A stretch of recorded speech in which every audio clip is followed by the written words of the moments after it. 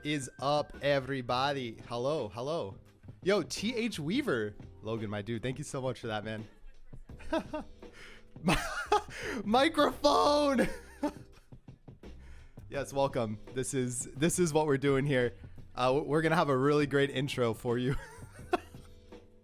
Listen, I don't have a mic arm. I don't know what to do. Okay, I don't know what to do about it.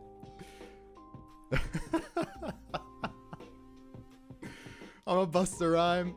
Yeah, don't drop it. Hey, it depends how this podcast goes. It might be absolutely incredible, so we're gonna have to drop the mic left and right. You've got two mic arms. Yeah, look right here, just like this. It's perfect, right? Folks, welcome in to the 4th edition of Pixelogic's Saturday Stand-Up podcast. Like always, we'll probably have some audio issues here and there. We'll have something, so please let me know if there are any audio issues when Matt comes on, or if there's any audio issues while we're currently streaming. All that fun stuff. Camera focus is losing its mind. Rip. Oops. So just definitely let me know. Yeah, other than that though, if you've never been to our stand-up before, or our Saturday stand-up podcast, this is a time where we talk to really cool people either on Twitch or in other parts of the tech world about anything tech related. And we have a really fun talk today. But before we get to that, if you're interested in checking it out, Sponge, thank you, dude, for that. Feel free to go over to this podcast link. We have the audio podcast on all major podcast providers, and we also have the video version of this on YouTube. So you just head over to the Pixelogic TV YouTube channel to check those out if you're interested. Last time on the podcast, we talked to Krasenstein, another awesome Twitch streamer here. He works in a game development studio. So he talked about how he got started with game development and how you can start your own game dev studio as well. So really fun. But today we have a very special guest, someone who's actually already been on this podcast before, Dr. Dynamite, aka my boy Matt. My boy is not there. I added that part in. There's no AKA there. But today we're going to talk about imposter syndrome in the tech community. This is something that him and I are actually really interested in. And we've had like many talks about this before, outside of the Twitch chat and things like that. And I think it's going to be it's going to be something really great for everyone, because this is something that affects not only people in tech, but people in general. So going to be really excited to have everyone here and chatting with us. Dino in the house. Matt House Steve, what's up? The one and only mod. Yes, the one and only. I set myself up so bad for that. But if you have any questions for Matt or I during this podcast, all you have to do is type in !Q in chat with your question. At the end of the stream, we're going to go ahead and answer all the questions that you have. So make sure you get those questions in now. It should be a lot of fun. But without further ado, should we go ahead and get our fancy schmancy mod in here? Huh? Thoughts? I think it sounds like a great idea to me. All right, let's do it then. Matt. How do? Oh yeah, there we go. Let's try this. How do? It's all right. It's not really getting there. It's yeah, I'll give you that. Cloud will be able to chip in with her verdict, but you're getting better. Yeah. See, I'm British. I don't pump too much emotion into. How do? My soul's maybe not that sad yet. Maybe one day. Yeah. You need to be beaten down a couple of times, and then. You are not wrong. Yes. Folks, how are we doing on audio? Does everything sound okay? I think it sounds great. I think we should be good. Yeah, what's up? Yes, that's why we're holding the mic. Audio is good. Beautiful. Thank you. Matt, dude, thanks for being here. Awesome to have you. Welcome to the podcast. Thanks for having me. Yeah, for sure. Matt's got a little bit of that. Yeah, so we are doing kind of international calling right now, based on our location. So there might be a tiny bit of lag. There, but awesome. Glad to hear this stuff is going well. Matt, yeah, so welcome back to the podcast, dude. It's awesome to have you to talk about imposter syndrome in tech here. So yeah, you know the drill. At the start of every podcast stream, we always love to ask some quick fire questions. So I got 5 for you. Are you ready? Go on then. Sling them my way. Sling them my way. I like it. Okay. First question for you. If you had to choose the best keyboard switch, what would it be?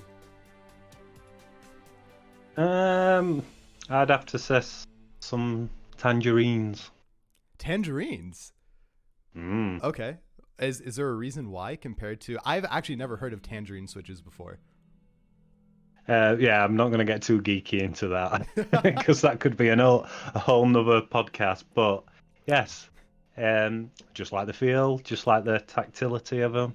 Okay. That's a word that I've actually said once. Tactility. Is that... Don't know whether it's a real word or not. Check in the dictionary for tactility. Report back, please. Thank you. Okay, next. It's a Mattism. It's a Mattism. Yes, I love it. All right, next one for you. Dogs or cats? Dogs. Yes. Yes. Are we gonna have a special guest on the podcast today potentially? No, she's got face on today. She's been locked outside most of the day, so she's not my friend. Oh, okay, all right. Well, that does make sense. All right, this one is a very important question because it just is really important in this day and age. RTX 3080 or 3090? 3090, because bigger is always better, I suppose. Okay, the question is, can you actually fit it into a case, into a proper case right now? Not on one of mine, no. But it depends. I suppose you could build a custom one. Okay, all right. Bigger is always better. Yes. Hey, Roars, what's up? Nice to see you. That is true. Okay, cool. Coffee or tea is the next one. Coffee. Coffee, 100%. Do you take your coffee black or do you add some like cream and sugar and such? No, black. Okay. Yeah, I haven't been able to get solely into black coffee. I think I did it for like a month. And then, I don't know. At some point, I just missed this kind of creamy flavor of... I use oat milk now with some cinnamon. It's very good. So, yeah. See, that's a bit too sweet for me. I like it bitter like myself. So. I like it bitter like myself. Man, we have a lot of great quotes of the day today. Beautiful. Okay. And the final one, we ask this to everyone. What is the best programming language ever created? I'm going to have to say Ruby. Ruby? Yeah, I think you asked me this last time and I said Ruby. Yeah, and I feel like I had the same reaction. Ruby! Yes. Yes. Can you... All right, for people who weren't here during the Meet the Mod stream, can you tell us why you think Ruby is the best programming language? I think... probably nothing technical. It's probably more that was the first real language that I felt like I'd become a programmer once I'd mastered that, if you know what I mean. Yeah, totally. I don't know, that's the first language I really understood and really got, so I think it'll always hold a nice place in my heart. Yeah. Oh man, I totally get you. I don't know if this is very different from programming, but so the Tony Hawk's Pro Skater remaster came out a few weeks back, and it's out for like Xbox, PlayStation, PC, whatever. But I couldn't get myself to buy it on any other platform other than PlayStation, and it's because it was like the first thing that I used to play that game, and so I feel like that's kind of the same sort of intersection of what you're saying in regards to programming. It's like it's the special place in my heart, and I would never let it go any other way. Awesome, man. Well, that was our quick fire questions. Thanks for those. Yeah, I always like to get a little bit more info on you on some kind of odd questions. So glad to hear about Ruby, and bigger is better with the 3090 apparently. All right, cool. So Matt, before we get into the main topic of imposter syndrome in tech, I want to know a little bit more about you. And I know, again, we talked about this probably a little bit on the Meet the Mods podcast, but now is your time to shine. I want all the dirty details. I want a TLDR about you, how you got started, where you currently are. Anything along those lines. Right, so it all started, 32 years ago? No. Right, maybe not that. Actually, it was, 32 years ago. I forget my age now, but... Valid. Yeah. So I've been developing professionally for, I think, 12 years. Somewhat around that. It becomes after 5, it all just merges into one, but... Definitely. I first started out as a C# developer, straight out of uni. Got a job in a digital agency, creating business to B2C sites and business to business sites. And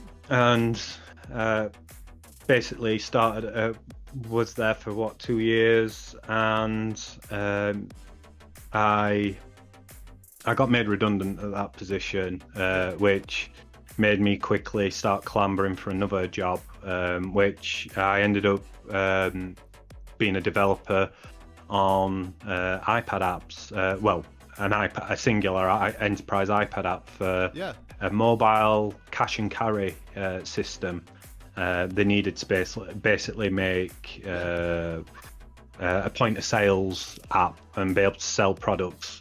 Yeah. So that was me for a good couple of years, and then I fell back into the agency life, and up until must have been about a year and a half now, and then I've decided a year and a half ago, I got a bit of some mental issues, personal, like basically, I won't say depression, but along those lines. Sure. And it made me really take note of myself and what I wanted to achieve in terms of programming and my career. And that's when I realized I want to make apps for good, basically. Make products that actually help people and can cater for stuff, and that's where I am now, working at a company called HMA Digital, where we develop applications and websites for science and technology and health. So we make applications. For example, one of our biggest ones is called Calm Home, which we're in partnership with another company which helps prevent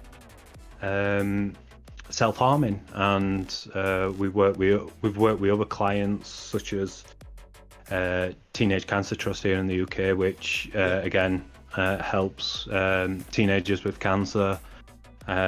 So yeah, it's now I'm on this journey of basically not self-gratification, that's probably the wrong word, basically stuff to make me to better people, to also make me feel a bit more wholesome in what I'm doing day to day, because that's what I really got into programming for, is to basically make stuff that benefit other people. So that was awesome, man. Thanks for sharing that with all of us. Actually, there's a lot of things I didn't realize that you've done, so I'm going to step back a little bit because I had a couple questions for you. So first of all, when you were working on when you were first starting off in your C# journey, or like you're kind of out of university feeling, did you feel like you were really prepared as soon as you left college? You're like, hey, I'm here, I'm ready to go, I'm going to be the best developer in this place. No, that's I suppose it leads on today's topic. You realize that you don't, university doesn't really teach you so much how to program in a language. That all comes with I'd say working professionally, personally to me. In a sense of uni gets you the fundamentals, and you don't start learning really until you work in a professional environment. Totally. Yeah, no, I think that makes a lot of sense. I know in other podcasts we have talked a lot about school. I have a feeling that will probably come up again. So stay tuned for that. But yeah, no, I think that makes a lot of sense, especially like in your first job, kind of understanding what you need to do and how this, new learnings of school helped you get to where you are. But I'm actually really curious about the iPad platform stuff you're working on. So I think we've talked a little bit about this offline, but did you do mostly like Objective-C stuff at that time? What was it exactly that you were making? Yeah, so this was way before Swift. I think was even a thing. Yeah. And I came on to initially help with the C#, side of the back end system. Yeah. But my manager at the time saw how enthusiastic I were about just basically learning any language I could and learning new things, that I ended up being part of the actual iPad app. And it was, I must admit, it's probably not the best code what I've ever done or will ever do. It's probably some of the worst. But the real question is, when is it ever good, right? Yeah, well, yes, there is that. Yeah. But I did find, because I think the fact that it was an enterprise app as well allowed us to cut a lot of corners and do stuff what necessarily wouldn't have met the Apple guidelines. So I could do a lot of rough and ready code. I think at the time as well, we had to work with Bluetooth receipt printers and try and communicate with stuff like that. So we were doing, it was a lot of trial and error and stuff like that. And if you probably told me to do an Objective-C app from scratch today, I probably wouldn't be able to do one with the knowledge I've got. But yes. Sponge says, petition to rename Rough and Ready to Groovy-esque. I dislike you very much right now. Hey, he's got a point though. Hey, no, all right, none of that. All right, this is a groovy free stream today. No, but thanks for sharing. The Bluetooth printer stuff sounds awesome, honestly. But I'm kind of was just curious about this buildup of stuff, because so you said you had around like 12-15 years of experience in programming, right? And you mentioned at the very beginning how, hey, after 5 years, it's kind of all just a blur. And I think that speaks a lot to the fact that you never truly, you can get really, really good at one thing, but you never truly know everything about something. And I think that, again, like really ties into what we're going to talk about in a bit. It's okay not to know everything, because you'll never will know everything about this field for sure. And if you do, you're in the wrong field. Yep. Or if you do, call me. I would like to hire you. Awesome, man. Well, thank you for that TLDR. That's freaking awesome. The next thing I wanted to ask you about was, so you've been in the tech community for a while. What do you like the most about the culture in the tech community? Like, what's the best thing that you've seen? What really drew you to this culture? This is the one question that I've been struggling to truly answer. I think there's a lot of good as well as a lot of bad, but I think for me the good is when you find, especially in tech, when you find a good like community, for example, PixelogicDev. Thank you. It's really helpful, and I know it's quite cliche, but it's quite a family-esque style, like urban friendships. For example, I found. Sorry, I've just seen roses. It's okay. I saw it. We saw it at the same time. But in all seriousness, I think it must show something, because about 6 months now I've been part of the community. Yeah. and you guys really helped me through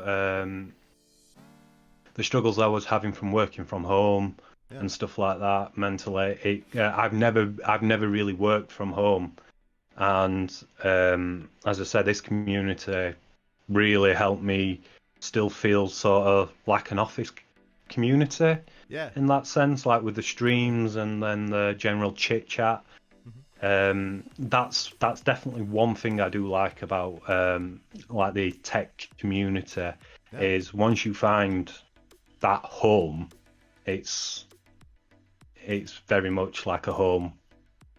Definitely. No, that was beautifully said, man. And it's really great to hear that you've found a home in our community too. I think you and I have very similar thoughts on the community in regards to just like you find a space or place space place and the space place where you really just truly fit in, right? And it's not even that, right? It's people have like-minded thoughts, people are like-minded with you, and that's really, really motivating to see. So kind of off of that, I'm curious to hear a little bit more about in your professional life. Do you feel like you've been in environments that are a good culture fit for you? Because culture fit is a big thing in companies, right? Like how have you felt? I think right now you're probably at a really good culture fit point. I'm curious to hear your thoughts on that. Yeah, well, generally, I've felt quite I fitted quite well into the places I've worked from the get-go. Bar the time when I was doing the iPad app, that was very much I was working in a office where there was only basically 2 IT guys. Yeah. So that was quite. I'm as much as an introvert I'm quite a social person in that sense of I like to be around other people, just to not necessarily to talk to them, just to have one to be a nosy bugger, but one the other is just to have that background noise, just that place where if I do want to talk, I can bounce ideas off and stuff like that. So yeah, as a cult, where I am now, I feel like that I've got sort of the best of both worlds now. So I've got like this community here to bounce stuff off and talk with, and also my work now are doing everything they physically can to help ease the issues we've all had from working from home. So we've also got the bosses there trying to do all they can to make sure the office environment we all grew to love there is still somewhat present as best as it can be while we work from home as well. So yeah, I definitely feel like culturally and stuff like that I do fit quite well now. So that's awesome. Yeah, that's really great to hear. I know for anyone right now who is also working from home, I've found that same deal with my team at work. It's like, you've been in an office for so long, and then all of a sudden you're kind of ripped away from that, and the only way to properly communicate with someone, face to face, is through another computer, another screen. And one thing that I've been really trying to figure out is how can we still do that, have that same communication, but not necessarily always be in front of a screen, because there are studies out there that have actually shown that it's more taxing mentally to pay attention to meetings when you're looking at a screen, because you don't see the proper cues that you would when you're in real face to face with someone. And I think that attributes a lot to a lot of mental health things that can happen, as well as just the overall how tired you are at the end of the day, yeah, well, I suppose it's not just that as well. It's like, for example, how much working remotely, how much effort there's got to be for reaching out to just discuss something what may only take 2 minutes to discuss. So I do personally start thinking to myself, do I really want to be messaging this person and disrupting them? Or sending like asking for a video call, because again, in an office environment, you can usually tell when somebody's free to who will be free to talk, or again, you've got those visual indications, like have they got their headphones on, do they look like they're engaged in something. There's no just getting up to make a cuppa to then just shoot an idea across or anything like that. So yes, there's definitely a lot of difference. Yeah, no, I that makes a lot of sense. It's crazy, and I feel like we could always talk about. I think after we kind of go to a new normal here in our world, there's gonna be a lot of talks around how to properly handle situations like this. So this will definitely have to be another thing that we probably hop on and talk about, because it could be a very long talk. Yes. Yeah. Yep. But yeah, so Sponge in chat says, have you seen those situations where companies want open video calls like virtual offices? Have you seen that on your end, Matt? Not necessarily, because I think one of the things, having something like that, I can feel, especially from home, can feel quite invasive. Yeah. Because on the flip side of everything I've just said, one benefit of working from home is you've got that privacy when you need it. So I've not seen it myself. I know people are trying to push for it, but I don't necessarily feel like it's probably going to be a great fit. I think it's probably going to be like the whole open office situation what we had a couple of years back, where everybody wanted open offices without private meeting rooms or anything like that.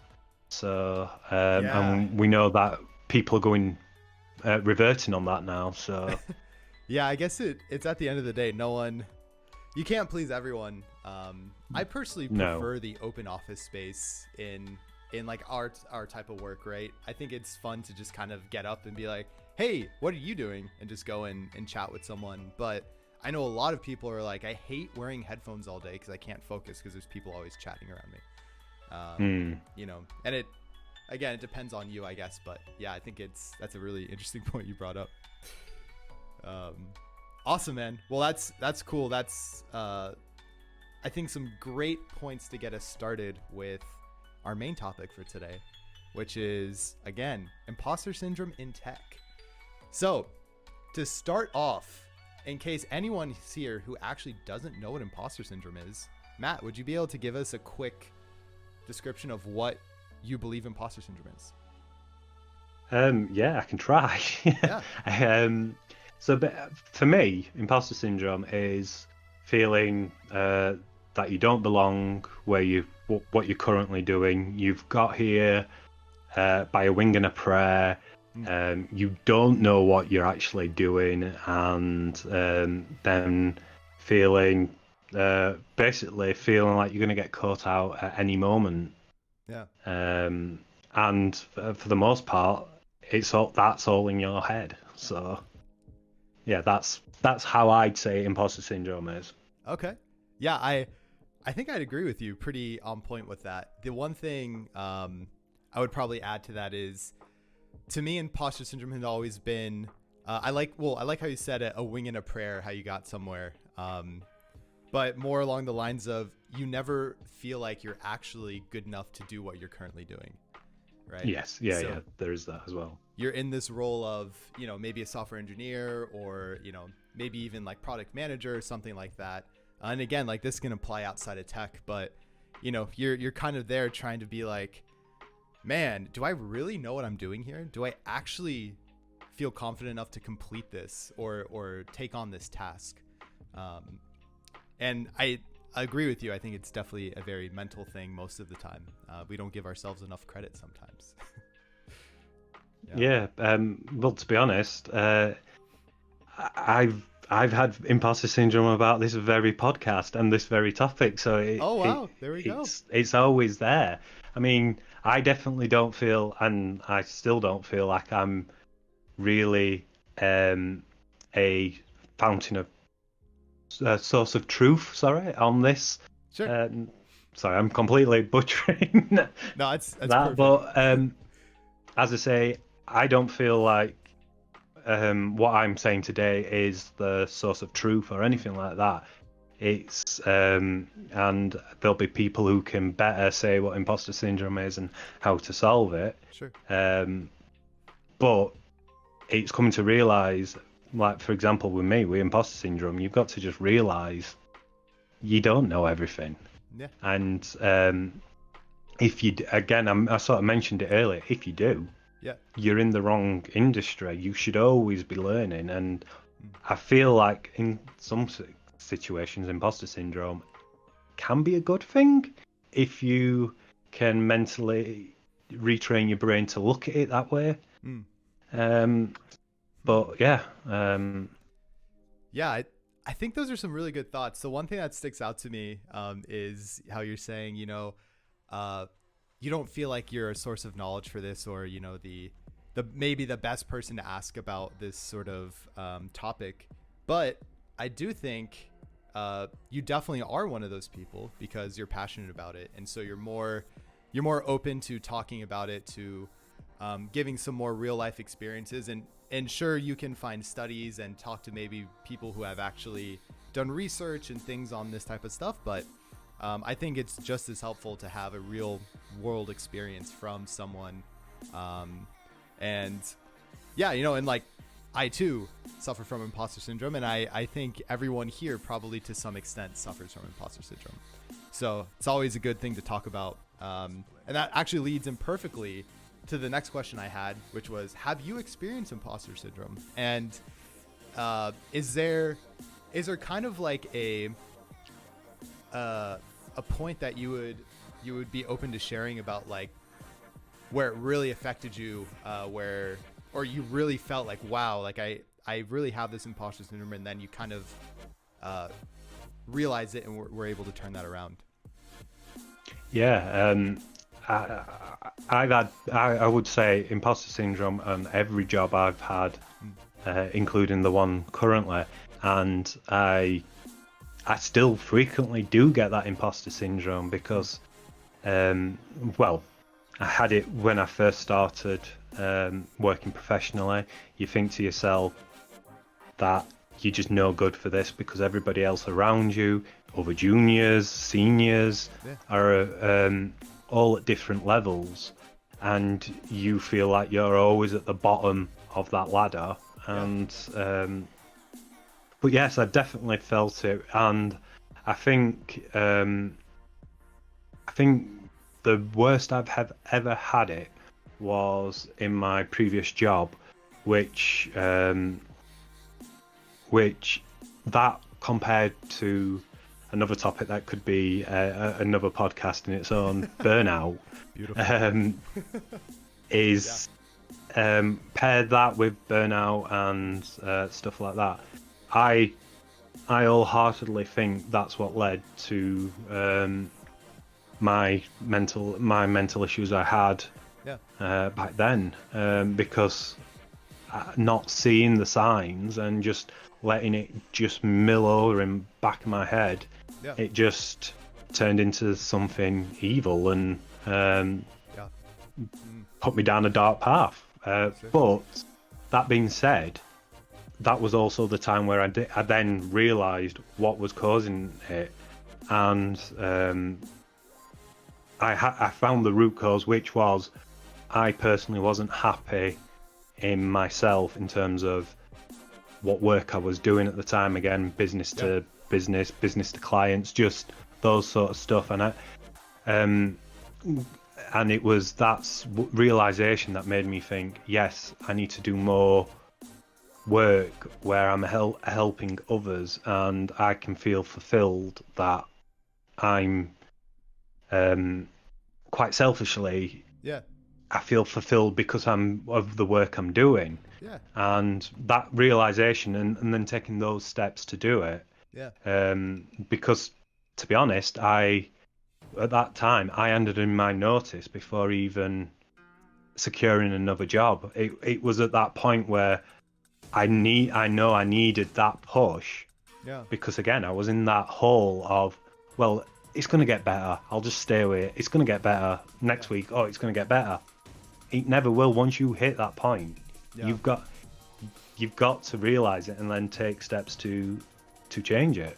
And that's where I think where the imposter syndrome hit me the hardest, because I literally did feel like a fraud. That I didn't know anything in terms of programming, and I suppose I still do that now. Like, for example, the odd streams I've done. Yeah. I don't stream that often, and when I do, I'm sat as a nervous wreck just before starting it, because you think to yourself, well, there's going to be all these better programmers. Watching me, and then they're just gonna think, well, he's not even a programmer, blah blah blah. He's, look at him, and you've just got to realize, there is going to be better people. Heck, learn from them, or just ignore them and carry on your journey of learning. That's it. I think one of the things what helped me as well with imposter syndrome is, especially in a work environment, is if you feel like you are really doing that bad of a job, why have you not been flagged for it? That was one of the reasons for me.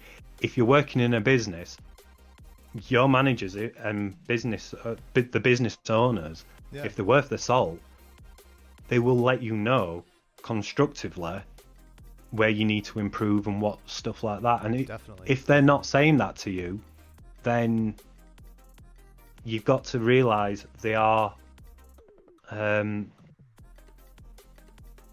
you're not as bad as you think. You've got to take I forgot the word, but if somebody's not telling you you're doing bad, and it is a good company you're working for, you're not doing bad. You're doing probably the opposite. You're probably doing really well. I think, man, there's a lot of really good stuff there. I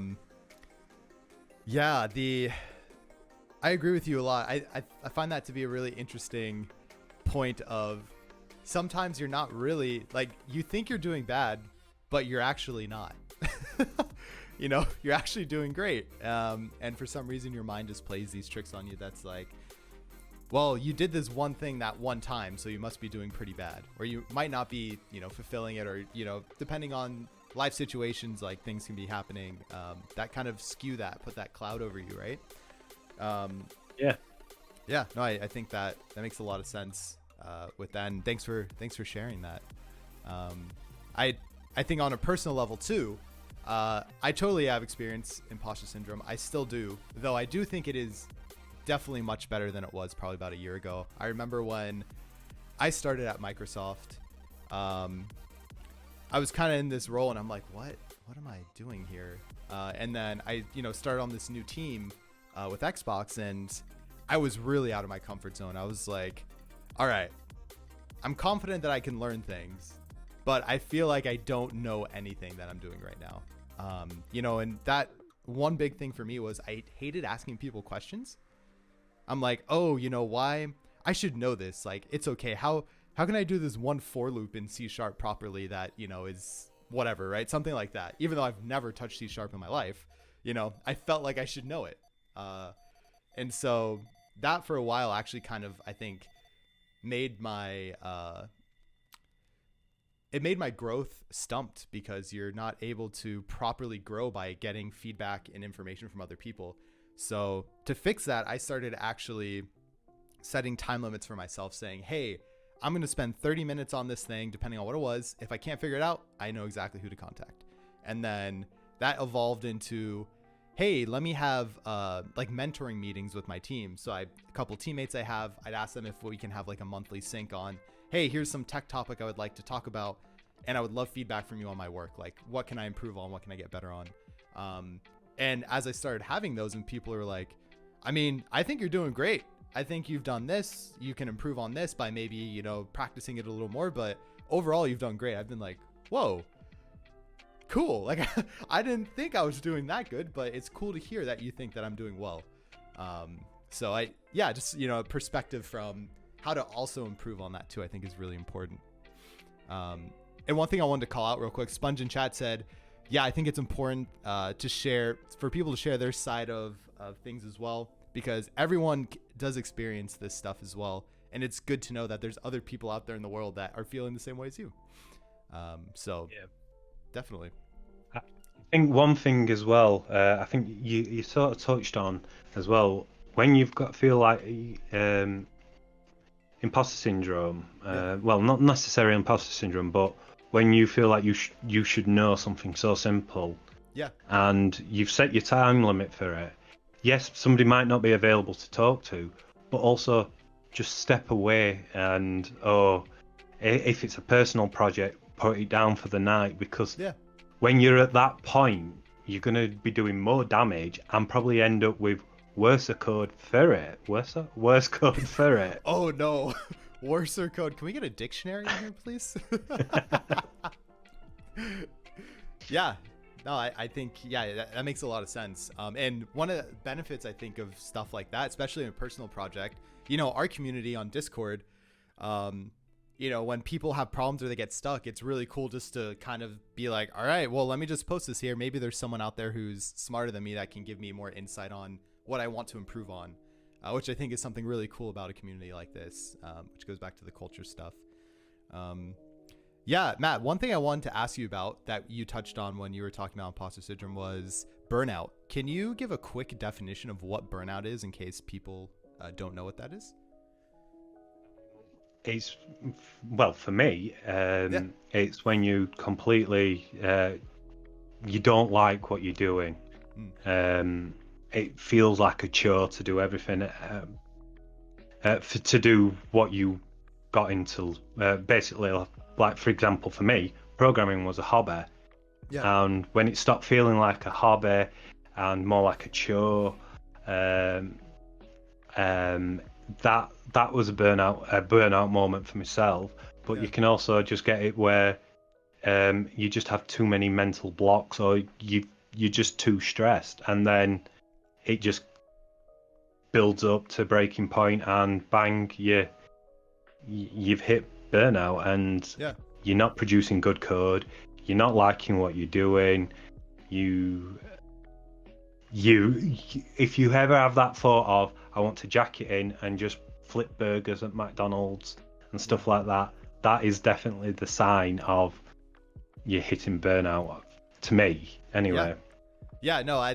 I think that's a pretty good thought, and it's going to be different for everyone, but I thought it's something that would make sense to touch on, because burnout is definitely something that can contribute to imposter syndrome, right? That's I think that's great, and that's definitely, at least in the tech community, that's one thing to really look out for, and especially right now, if any of you are also working from home, you're probably working a lot more than you used to.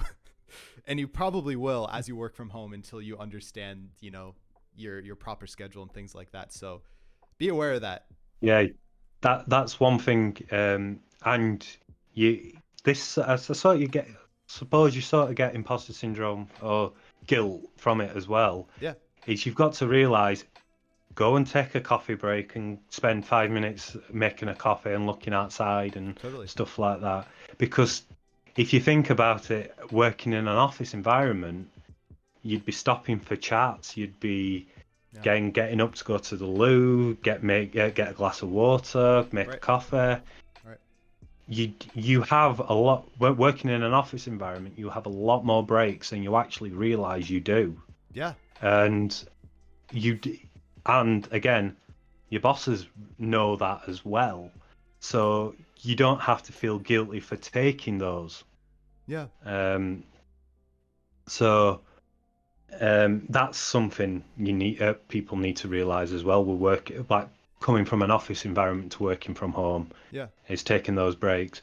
One of the other things I've realized is get a new hobby outside of tech. Shut the screen down and do something else. So, for example, you've probably seen me on the Discord making keyboard. I mean, that's still technology, but I'm not actually looking at a screen. I'm building keyboards. Yeah. I actually do leather crafting, so I make wallets and stuff like that. And I've just bought a new camper van to convert, a van to convert into a camper van. Yeah. All these different hobbies, as some people may see them as time waste or whatever, but no, it's giving me time to take stock of what I've been doing. Many times I've been working on a wallet and then realizing, oh, wait a minute, that's how to solve the problem. Yeah. And then thus stopping me being eaten up by a bug that I've had, and then which leads on to doubting yourself, your capabilities and stuff like that. Yeah. No, I think that's some really good points too. Like the whole point of or one of the big things around this is you get a lot of inspiration and focus when you do things that are not what you're working on. So for me, one big thing I like to do to prevent burnout and stuff like that is I love playing music. Sometimes I'll pick up my guitar. I just will come up with something. I grab my laptop and I record it. And it's like, cool, maybe I'll sit there for another 3 hours and just like essentially come up with a song. But it brings me back to coming at what I was working on with a fresh mind, which I think is really important. And one thing I wanted to call out from Nonsense Socks in chat was she was saying how even at places like fast food restaurants, you know, when you have to flip burgers all day, you still can feel burnout there. Like while we do talk about tech here because that's what we're most familiar with, it's also really important to realize like this happens in every single professional environment or just personally when you're working on something too long. So it's always good just to be aware of it and try to prevent it when possible. Awesome. So one other thing I wanted to ask you, Matt, was when you were feeling this sense of imposter syndrome, did you feel like you noticed other people around you also feeling that way? Or did you not notice people, or did you ever think that anyone else had imposter syndrome around you? To be honest, no. I don't think you do notice it yourself in other people as easy. It does take a lot to realize, to spot that.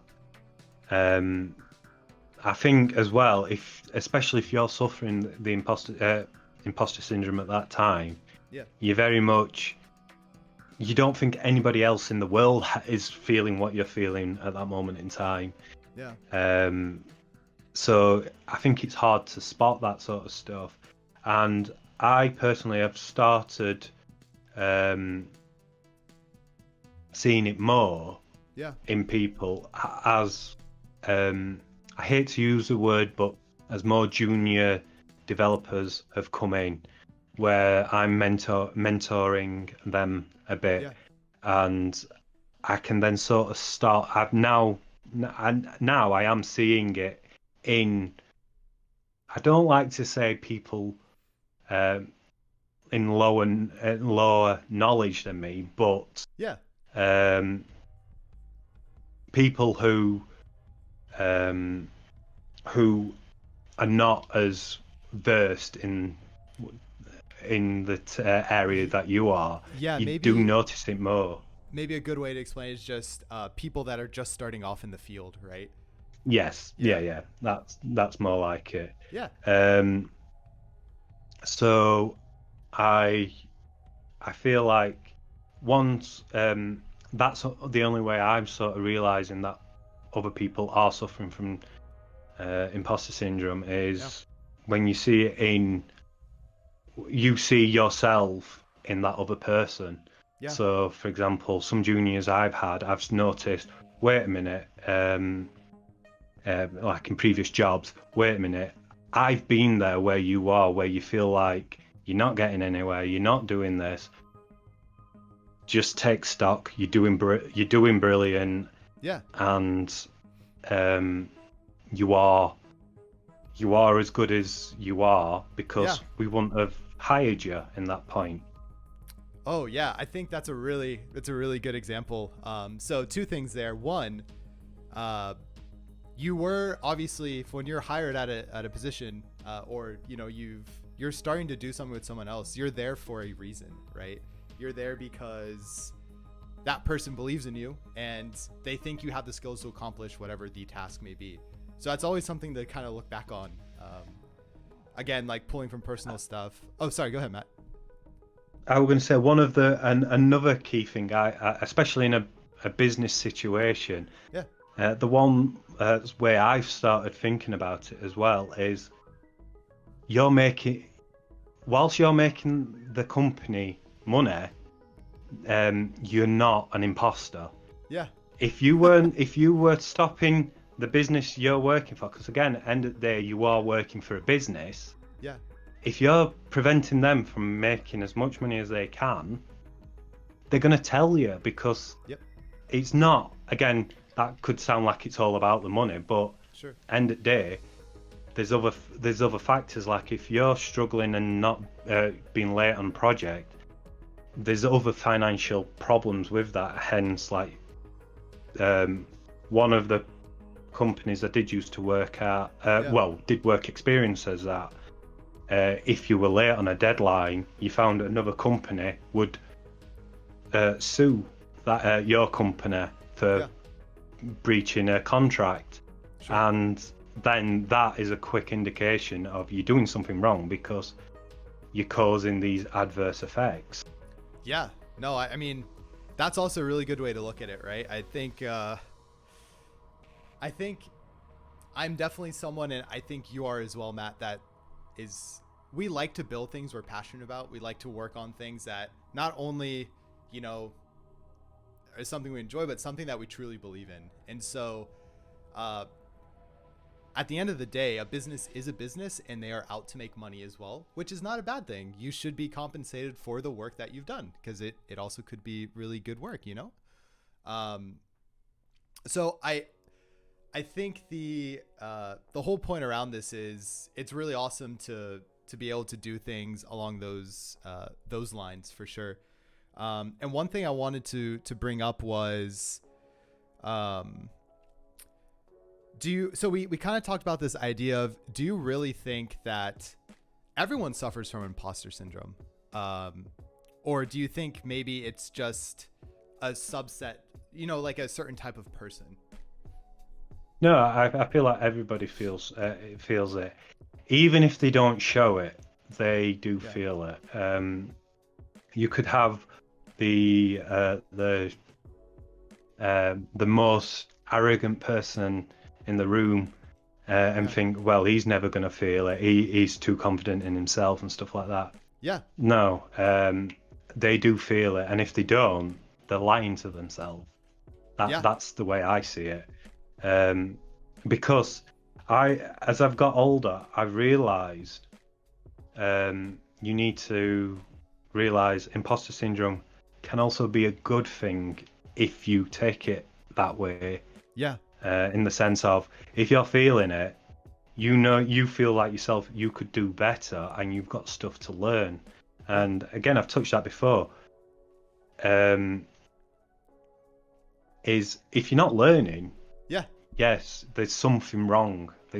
There is something wrong there, and something needs to change. Otherwise, you're going to end up burnt out or getting imposter syndrome. There's all sorts of stuff like that, which yes, as again, everybody does feel imposter syndrome. Again, people are lying if they say they don't. Totally. Personally. Yeah, no, I think that's a really good point that you bring up there, dude. And this actually kind of leads perfectly into another really good question I wanted to ask was, so we've kind of talked about like how imposter syndrome happens, how we have all felt it, how essentially, everyone feels it at some point, whether it be really strong or very mild, right? Depending on your situation. But so when you started realizing this, what were some things that helped you start realizing that actually you're a really awesome dev, or you're really awesome at what you do? Like, what were some really key points that stick out to you during those times? It was taking stock of the projects I've been part of and Yeah. stuff like that. Yeah. So when I felt it, and I can feel it coming on, I just again inflate your ego a little bit, as I say. Yeah. Look at the projects you've done. Look where you are. Like, for example, just take stock of all the promotions you've been given, the jobs you got, and stuff like that. Again, Yeah. if you weren't good at your job, you wouldn't have got those promotions. You wouldn't have got the positions you were in. I'm sorry to say, if anybody is, I'm just using this analogy, but you'd still be at McDonald's flipping burgers and stuff like that. Totally. If you were an imposter, you'd be found out. And you've just got to think to yourself about that, and just look at the good you've done and stuff like that, and the projects. And if that doesn't work, go and ask people. I know it can feel quite daunting to ask that, but like you've mentioned, ask for feedback.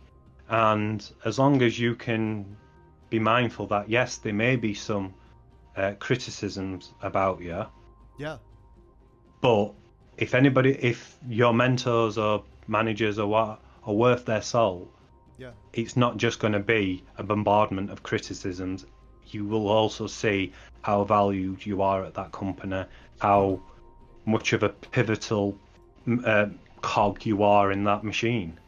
Yeah, man, that's I think that's really important too. And again, I think we're speaking from a really maybe more like larger team focus as well. You know, like you said, things like pivotal cog in the machine.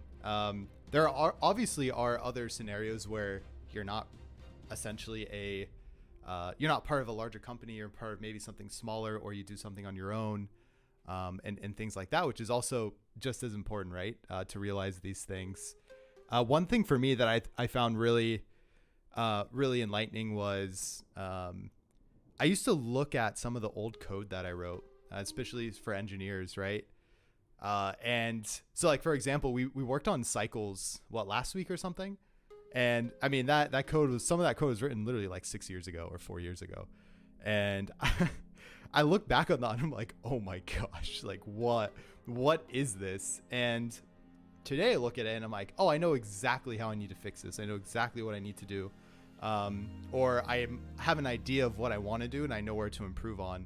And for me, that's helped me realize that, I've grown. Like I've become better as a engineer. I've become better with software. And I think that's super important to realize, and like the kind of perspective of looking back, right? And in understanding like, this is where I am currently, and this is where I was. So I think that's really awesome. And yeah, I think, for anyone that's interested in trying to figure out a way to do stuff like that, it's great. It's great. Yeah, and like you say, if you're working on your own, get into a community like PixelogicDev, and get talking to people, and even be open with people that you're finding, because I'm not ashamed to say it, and we had it like a couple of weeks ago. I had a moan to you and the other mods, not moan, but I ended up having a mini meltdown. And again, you guys came to the rescue and made it a bit clearer in my head and made me take stock. Again, other people talking, not keeping it bottled up, will help as well. Anybody and anybody will, if they've got any and they can listen or read, just type to them and somebody will listen to you. No, I agree with you, man. I think that's some great stuff. Also, Roars, thank you. Appreciate you. Just wanted to throw that out there. Thank you for the help in chat. But yeah, no, I think it's really great. The whole point of all of this here is like there are people around you that are experiencing the same thing as you, and that's okay. And to get support from people, right? And that's really important. It's really important to realize. So okay, 2 more questions for you, Matt, before we wrap up into some Q&A. Do you think imposter syndrome in tech will ever go away? Do you think this is something that's here to stay, or do you think it's something that will start going away? No, I don't think it. Because again, I think you touched on it earlier. Yeah. It's not just in tech you get imposter syndrome. It's anything. Yeah. Playing a video game. And daft as it sounds, you will feel imposter syndrome playing a video game. Yeah. You keep dying. You feel like you're not good at it and stuff like that. I think it's just one of the flaws of a human being. It's just imposter syndrome is always going to be here. Yeah. It might not be called imposter syndrome later down the line. I don't know, but it's it's definitely something that I think it's just a flaw that we all have. Sorry, it's not a flaw. It's I see it as it's a point of, it's something to it's a point to reflect on and also take action on. It's an early warning sign that you need to take note of something. Yeah, no, I think that makes a lot of sense. And yeah, one thing I did definitely want to add on that was it's not, kind of like we talked about before, it's not necessarily a bad thing that people are feeling this way, right? Again, like you can grow from it, you can choose to kind of learn from it, but it's also important to realize that it's okay to go through that feeling of this imposter syndrome style deal, right? So yeah, man, I think overall, honestly, really, really great thoughts.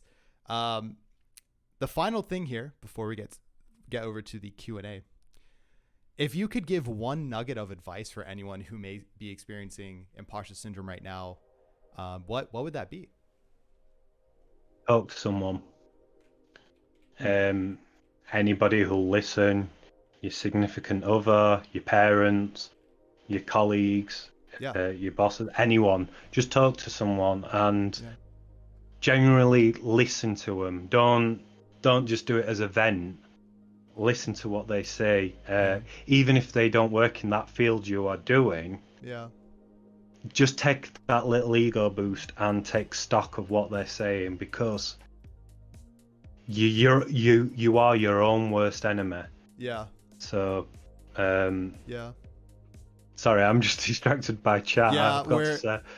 Yeah, we're getting botted, unfortunately, right now, which is kind of annoying, but hey, the show will go on.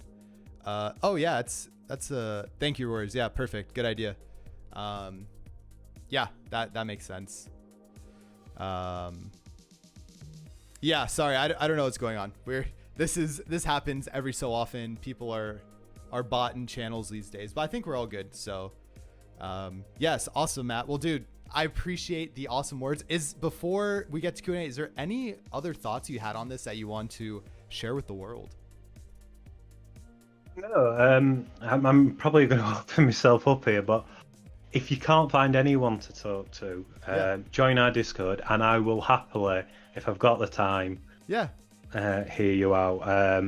Because I've gone through it. I've known how destructive it can be to not talk about it, and I personally don't want anyone to feel the way I did a year and a half ago. So, hell yeah, people, if you've got no one to talk to, I happily just send me a DM on Discord. I will help out. Yeah, that's any way I can. Yeah, dude, that's awesome. And again, thanks for being here. Thanks for sharing. Thanks for opening up. Honestly, I think that's really important. It's really cool to see that you're open to talk about this. So yeah, definitely join our Discord. We have an awesome community.